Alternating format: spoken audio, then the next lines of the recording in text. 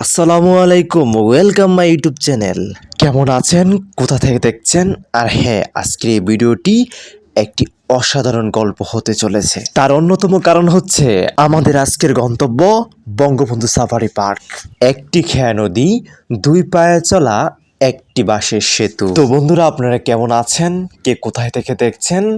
শুরুতেই বলে রাখি, গ্রামের সুন্দর পরিবেশ, বিশাল একটি নদী।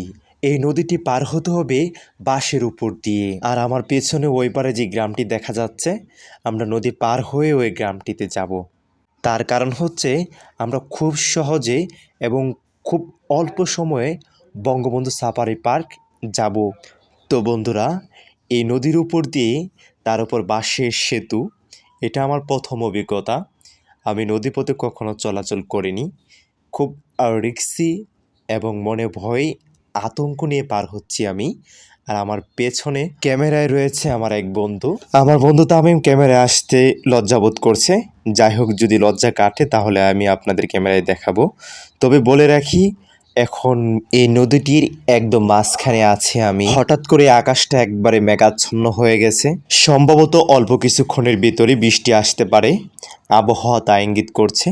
আকাশে একবারে কালো। তো বন্ধুরা, আমি আপনাদের যে কথাটি বলতে চাচ্ছি, সেই কথাটি হচ্ছে, গ্রামের এমন পথ আপনারা অনেকেই ব্যবহার করে থাকেন, তবে আমার জীবনে অর্থাৎ আমার লাইফে এটাই প্রথম কোনো একটি নদীর একদম মধ্যবিন্দু দিয়ে দুটি বাঁশের উপর দিয়ে আমি একটি নদী পার হচ্ছি।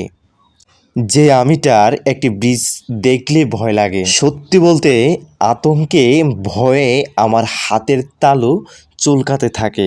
এমন অবস্থা, এমন ভয় পাই আমি। আপনারা হয়তো আমার হাঁটার ধরনটা দেখে বুঝে গিয়েছেন আমি কেমন ভয় পাই। আর আমিটা কত বড় একটি নদী দেখুন, আমি পার হয়ে গেছি। কেমন একটি রাস্তা! আল্লাহ, আলহামদুলিল্লাহ, শুক্রিয়া। আমরা নদীপথ শেষ করলাম, তবে এখন এখান থেকে নামবো। আমরা গ্রামে চলে যাব, একদম গ্রামে, যেখানে সবুজ এবং মেঠো পথ দিয়ে আমরা খুব সহজে সাফারি পার্ক চলে যাব। দীর্ঘ সময় সেতু থেকে নামার পর এখানকার যে একটা পরিবেশ আমরা দেখলাম, এই নদীর ধার দিয়ে যেই সকল মানুষের জমি রয়েছে, তারা বিভিন্ন সবজি চাষ করেছে। তার মধ্যে অন্যতম এই মিশ্র সবজি ক্ষেতটি। দেখুন, এখানে কুমড়ি শাক রয়েছে একদম সাজানোভাবে, এবং তার ভিতর রয়েছে লাল শাক। খুব সুন্দর একটি দৃশ্য। আর আমি দেখাবো আমার বন্ধুকে। এমন একটা পদ্মা সেতু যে আইটা যাওয়া যায় না। আরে কি পদ্মা সেতু! খুবই কষ্ট হয়েছে আর খুবই ভয় ছিল, আতঙ্ক ছিল যে কখন পা পিছলে পড়ে যায়। ভয়াবহ অবস্থা।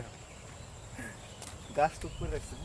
সুপ্রিয় দর্শক বন্ধু, আমি এখন আপনাদের নিয়ে প্রবেশ করব গ্রামে।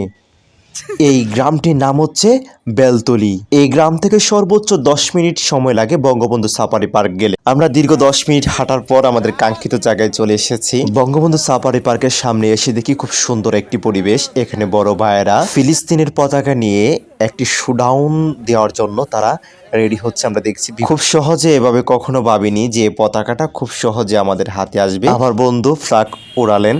অবশেষে সেই কাঙ্ক্ষিত পতাকাটা আমার হাতেও আসলো। ধন্য আমি, শুকরিয়া আমার রবের কাছে। তবে আমি এখন আপনাদের নিয়ে প্রবেশ করব সেই বঙ্গবন্ধু সাফারি পার্কের গেটে। আমরা সামনে যাব এখন, চলুন আমার সঙ্গে। আমি এখন একদম গেটের সম্মুখ প্রান্তরে। আমরা এখানে দেখতে পাচ্ছি বিভিন্ন পর্যটক এখানে এসেছে, এবং এখানে বিভিন্ন এই পর্যটকদের ঘিরে বিভিন্ন দোকানপাট এখানে বসেছে। এখানে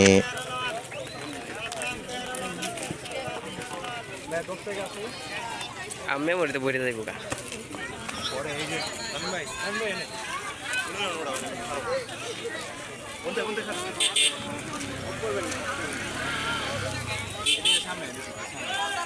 তুলছি ভাই, তুলছি। ফুলেই তো জামনে যখন আটটা এসেছেন তখন তুলছি।